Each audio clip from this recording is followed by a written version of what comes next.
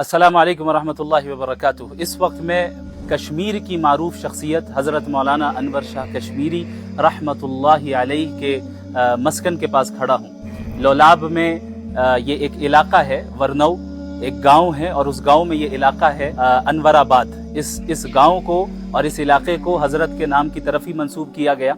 और इस वक्त जो आप मेरे सामने ये घर देख सकते हैं, ये जो कदीम सा घर नज़र आ रहा है, पुराना घर, ये दरअसल लोगों का कहना ऐसा है कि इस घर की निस्बत हज़रत की ही तरफ है। बाकी हकीकत हाल से अल्लाह रब्बुल आलमीन बेहतर वाकिफ़ है।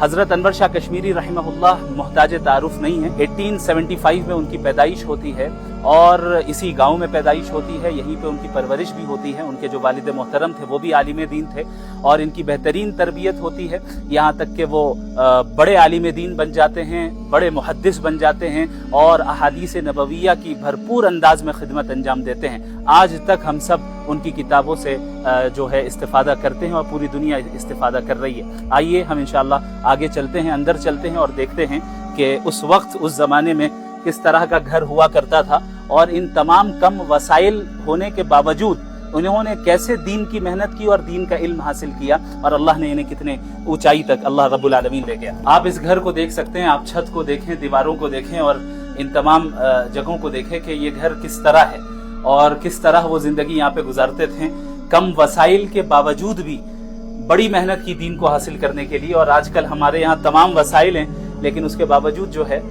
हम कमी कोताही करते हैं दीन को हासिल करने में। और इस तरफ भी बाज़ कमरे मौजूद हैं और ये ऊपर का जो हिस्सा है छत की तरह है। बाज़ हजरात का ये भी कहना है कि ये मकान दरअसल उनके भाई का है, लेकिन निस्बत उनकी तरफ हो गई। बाकी अल्लाह रब्बुल आलमीन बेहतर जानता है।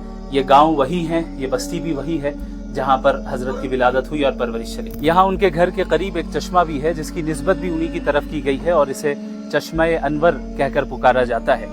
हजरत रहमहुल्लाह का इंतकाल 1933 में होता है।